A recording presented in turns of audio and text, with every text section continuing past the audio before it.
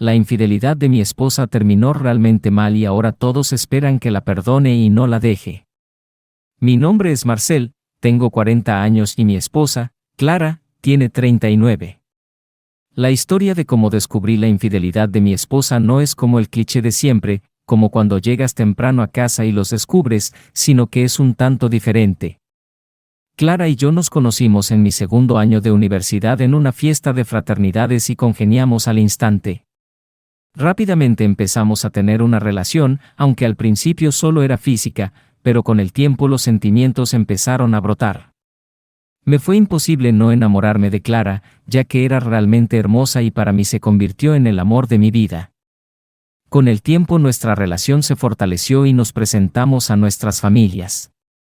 Clara al instante fue del agrado de mis padres, y mi mamá rápidamente la empezó a llamar nuera. Por mi parte también congenié rápido con los padres de Clara y creamos una buena relación, pero con sus hermanas mayores no fue así, ya que nunca les caí bien.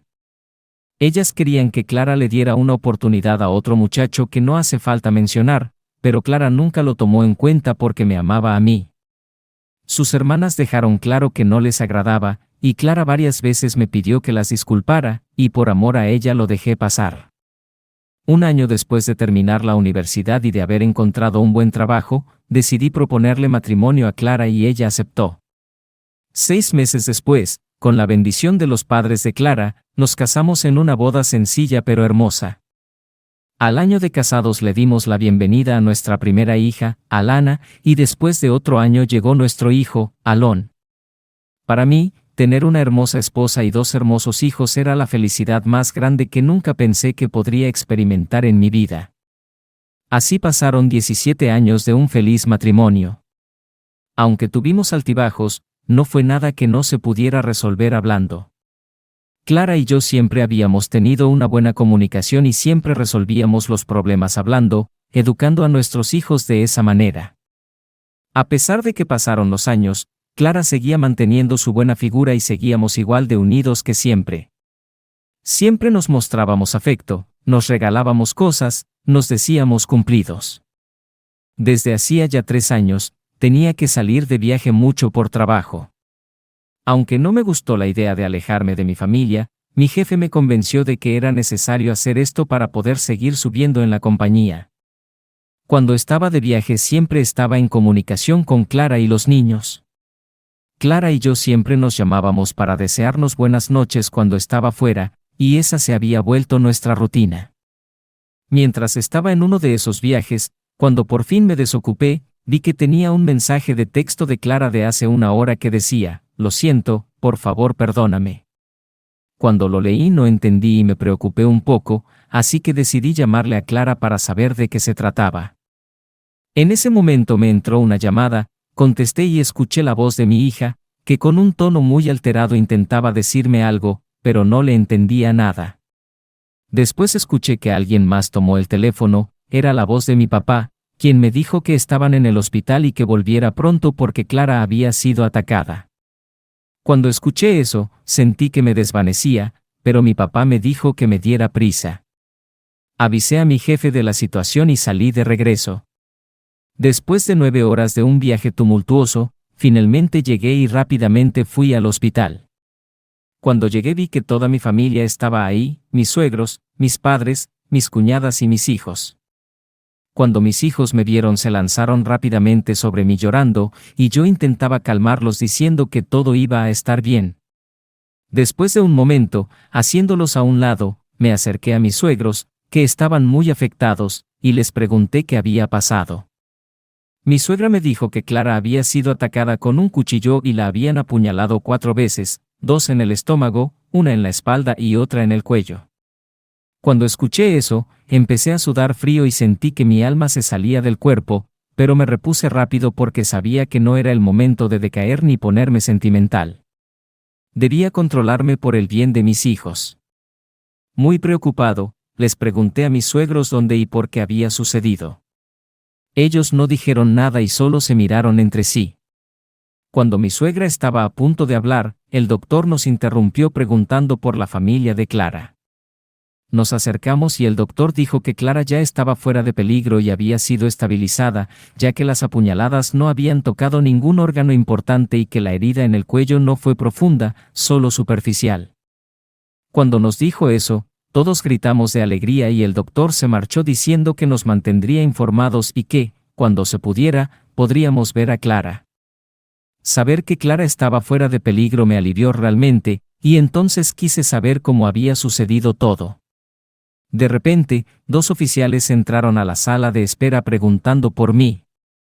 Pensé que querían información sobre el ataque que había sufrido Clara. Me llevaron a un lado y empezaron a hacerme preguntas, preguntándome si conocía a una mujer llamada Margaret. Les dije que no, y luego me preguntaron si conocía a un hombre llamado Greg. Les dije que tampoco, pero luego recordé que ese era el nombre del jefe de Clara.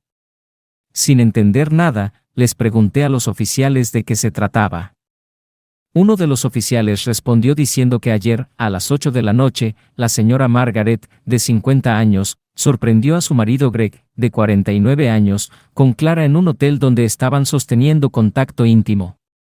Entró en la habitación y atacó a Greg y a Clara con un arma blanca, causándoles heridas mortales a ambos. Cuando escuché eso, me quedé boquiabierto y le dije al oficial, dice que mi esposa estaba en un hotel con su jefe y fueron atacados por la esposa de este. El oficial asintió y volvió a preguntar si conocía a Margaret. Le respondí que no, y luego preguntó si sabía que mi esposa sostenía una relación con Greg. Le contesté que tampoco lo sabía. Los oficiales dijeron que no tenían más preguntas y se marcharon. Por cierto, crímenes pasionales como estos son muy comunes aquí en Detroit. Después de un rato intentando analizar y sobrellevar lo que había descubierto, volví con mi familia y pude ver en sus caras que todos sabían de lo que los oficiales me habían hablado. Les pregunté a todos si ya lo sabían y todos dijeron que apenas se enteraron hoy. Mi hija vino llorando y me dijo, por favor, no abandones a mamá. Ella está sufriendo mucho. Por favor, no la dejes sola. La abracé y le pedí que se calmara. Entonces, mi cuñada abrazó a mi hija y le dijo que se tranquilizara porque yo nunca abandonaría a su mamá por un error, y menos en una situación como esta. Todo eso lo dijo mientras me miraba. Cuando ya era el 3er día en el que Clara estaba en el hospital, yo era el único que estaba ahí debido a que los demás se habían ido a descansar y darse un baño. Le pedí a mis padres que se llevaran a mis hijos, y aunque ellos no querían, al final aceptaron irse prometiéndoles que los mantendría informados. Cuando finalmente estuve solo, pude analizar un poco mejor la situación y me di cuenta de que era un asco. No solo fue el hecho de que me enteré de que Clara tenía una aventura de no sé cuánto tiempo, sino que casi la matan por esa misma aventura. Entonces, la enfermera preguntó por la familia de Clara e informó que ya podíamos pasar a verla. Fui rápido a su habitación y, cuando me acercaba, pude ver que de ella salían los oficiales que anteriormente me habían hecho preguntas. Al toparnos de frente, solo asintieron con la cabeza. Entré a la habitación y pude ver a Clara despierta. Cuando me vio, rápidamente sus ojos se llenaron de lágrimas. Me senté al lado de ella y por unos 10 minutos no nos dijimos nada. Todo ese tiempo Clara se la pasó sollozando. Finalmente habló con una voz muy quebrada y dijo, ¿me vas a dejar? Yo le respondí, eso depende de tu sinceridad. Clara continuó diciendo, realmente lo siento, Marcel. Te juro que nunca quise lastimarte así. Le pregunté, ¿lo amas? Ella respondió, no, solo te amo a ti. Te juro que solo te amo a ti hasta mi último aliento. Le pregunté desde cuándo, y ella, agachando la cabeza y llorando un poco, dijo, 4 meses. Pero te juro que no significó nada, solo fue algo físico. Solo lo hacíamos una vez al mes. Le pregunté por qué, y ella, volviendo a agachar la cabeza y llorando un poco más, dijo, no lo sé, te juro que no lo sé. No fue planeado, solo se dio. Pero como te dije, yo solo te amo a ti y nunca podría dejarte ni vivir sin ti. Ella se me quedaba viendo esperando mi respuesta, pero yo no dije ni expresé nada. Después de un rato de solo mirarnos en silencio, la llegada de nuestras familias a la habitación rompió el momento. Cuando mis hijos la vieron llorando, vinieron a abrazarla con cuidado, y Clara también los abrazaba mientras lloraba. Mis suegros y cuñadas entraron a la habitación con regalos para darle ánimo en su pronta recuperación. Mis cuñadas le daban cumplidos y elogios a Clara, diciéndole: «Eres realmente fuerte, hermana. Tu fortaleza fue puesta a prueba y lograste salir victoriosa. Eres una mujer fuerte». Decían esto mientras me miraban, y sabía que lo hacían para molestarme. Un dato sobre mis cuñadas: ambas están divorciadas por haber sido infieles a sus maridos. No pudiendo soportar más esa actitud, salí de la habitación. Mientras me iba, Clara me hablaba, pero no le hice caso y fui a la sala de espera del hospital. Mientras estaba sentado, empecé a sudar frío y podía sentir todas mis emociones muy alteradas. Sentía que me iba a explotar el pecho. Esto se debía a la información que había obtenido de Clara y, por más que intenté, no pude ver un futuro para mi matrimonio. Entonces escuché que alguien me hablaba y vi que era mi mamá. Me dijo: «Hijo, sé cómo te sientes. Pero ahora no es el momento para pelear ni de dar reclamos. Debes dejar de lado cómo sucedieron las cosas y tienes que tener buena actitud, por el bien de tus hijos y tu esposa». Le quise responder a mi mamá, pero mejor no lo hice y solo asentí con la cabeza. Cuando se fue, sabía que mi decisión ya había sido tomada: iba a dejar a Clara. No importaba qué. Aunque me dolió saber que mis hijos iban a crecer en un hogar roto, sabía que tenía que salir de ahí por mi estabilidad mental y emocional. Mientras estaba en mis pensamientos, una enfermera me habló y me preguntó si yo era el de Clara. Le respondí que sí. Entonces vi que tomó una bolsa negra y me dijo: «Estas son las cosas que traía su esposa. Esto nos lo dio la policía». Cuando la tomé, vi que traía su ropa. Pensé que tal vez estaría manchada de sangre, pero luego recordé que ella estaba desnuda cuando la empezaron a apuñalar. Mientras miraba su ropa, pude ver que llevaba un vestido azul muy elegante, con un escote muy abierto, y también llevaba una tanga, cosa que hasta donde yo sabía a Clara no le gustaban. Pensé que se había esforzado mucho para impresionar a su jefe esa noche. También venía su bolso de mano, que tenía manchas de sangre, y su celular, que también tenía manchas de sangre. Supuse que se manchó cuando Clara me envió ese mensaje pidiendo perdón, porque creyó que era el fin. Cuando tomé el celular, vi que aún tenía algo de batería e intenté desbloquearlo, pero no pude porque tenía contraseña. Por más que pensaba, no podía adivinar cuál era. Decidí no mencionarle nada a Clara sobre que me habían dado sus cosas, porque sabía que, si quería respuestas, las encontraría en su celular. Así pasaron 6 días tumultuosos en el hospital, donde hice mi mayor esfuerzo para poder resistir por el bien de los niños. Todos podían ver que no estaba a gusto con la situación, pero nadie dijo nada. Clara estaba alterada, pero se calmó cuando le tomé la mano y le dije: «Recupérate por el bien de nuestros hijos». Finalmente, dieron de alta a Clara. El doctor nos dijo que debía cuidarse mucho y no debía alterarse ni alarmarse. Cuando por fin llegamos a casa, Clara estaba muy feliz. Me decía: «Marcel, por fin estamos en nuestra casa. Quería verla tanto». Por un tiempo pensé que ya no la volvería a ver. Pero ahora que he vuelto, estoy muy feliz porque ahora podemos volver a estar en familia, ¿verdad? Dijo esto frente a mis hijos, y de algún modo sentí que lo hizo para presionarme. Yo solo la tomé de la mano y le dije: «Entremos a la casa». Ella me sonrió y me besó la mano. Desde que le tomé la mano en el hospital, ella cambió mucho su actitud. Siempre que me miraba, me decía cariños y besaba mi mano. Creo que ella malinterpretó mi amabilidad como una segunda oportunidad. Aunque al principio estaba muy convencido de que quería irme, ahora sentía que estaba flaqueando. Todo el tiempo Clara, su familia e incluso mis padres decían que esta era una oportunidad, que a veces necesitaban pasar este tipo de cosas para que los matrimonios se hicieran más fuertes. Incluso leí algunos artículos de experiencias de otras personas donde no se habían ido después de una infidelidad y su matrimonio se había hecho más fuerte que antes. Todo esto me empezó a hacer dudar, pero esperaba que lo que descubriera en el celular de Clara me hiciera tomar la decisión final. Olvidé mencionar que hace unos días llevé el celular con un técnico para que lo desbloqueara e intentara recuperar información por si había sido borrada. Pero, como había estado tan ajetreado, olvidé ir por él. Casi 2 semanas después de haberme ausentado del trabajo, tenía que volver.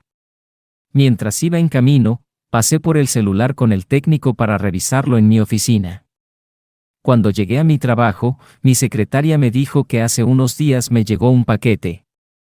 Cuando entré a mi oficina, vi que era una pequeña caja blanca. Cuando la abrí, tenía un sobre y encima una nota que decía: Señor Marcel, usted no me conoce, pero soy un investigador privado que fue contratado por la señora Margaret, y antes de que pasara todo lo que pasó, ella me había pedido que le hiciera llegar esto. Cuando abrí el sobre, me llevé una sorpresa al ver que tenía fotos de Clara con su jefe. Vi fotos de Clara y su jefe yendo a restaurantes, y en todas las fotos siempre iban muy acaramelados. Cuando estaban sentados, siempre se estaban dando besos y coqueteos. Podía ver cómo lo miraba Clara, y en su mirada había sentimientos. Supe que me mintió cuando dijo que no sentía nada por él. Después vi otras fotos donde, casi siempre, después de ir a un restaurante, iban a un hotel, y su jefe siempre llevaba su mano en el muslo de Clara. No sé cómo lo hizo el investigador, pero pudo conseguir fotos de Clara teniendo intimidad con su jefe, y eso se sintió como un balde de agua fría.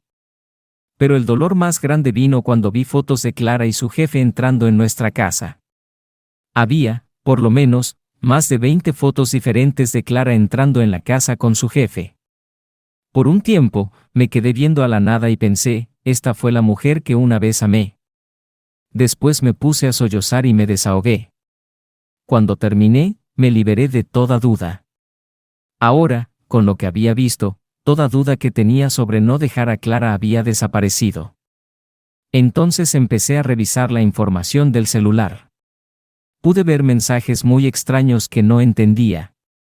Después pude ver conversaciones que habían sido borradas entre Clara y su jefe, y pude ver cómo empezó todo, vi cómo todo comenzó de conversaciones de trabajo, a flirteo, y después a elogios y coqueteos.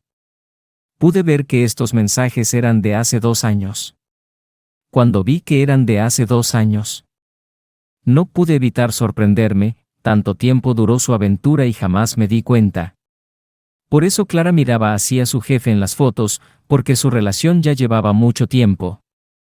Después vi mensajes entre Clara y sus hermanas y descubrí que ellas supieron de la relación de Clara todo el tiempo. Incluso le dieron consejos para no ser descubierta, le enseñaron a escribir mensajes en código para que, si yo tomaba su celular, no la descubriera. Es por eso que no podía entender varios mensajes, ya que estaban escritos de forma extraña. También le dijeron qué jabón y champú usar para lavarse cuando estuviera con su jefe y así yo no pudiera sentir su olor. Y también le aconsejaron que fuera regularmente al doctor para asegurarse de no contraer ninguna enfermedad de transmisión sexual. Ellas le dijeron que si seguía todos esos consejos jamás sería descubierta. Cuando terminé de leer todo eso me sentí realmente asqueado y fui al baño a vomitar. Por más que intentara, no podía reconocer a Clara. Nunca creí que pudiera ser esa clase de mujer y realmente no la quería volver a ver nunca. Cuando salí del trabajo iba decidido a irme y no mirar atrás. Cuando llegué a la casa no saludé a nadie, simplemente entré y fui a mi cuarto y empecé a guardar ropa en una maleta enfrente de Clara, ya que ella estaba en la cama descansando.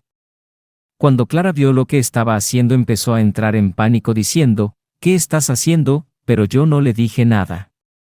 Cuando terminé, Clara me tomó del brazo y me dijo, ¿qué significa esto? Entonces, tomando varias fotos, se las arrojé a la cama.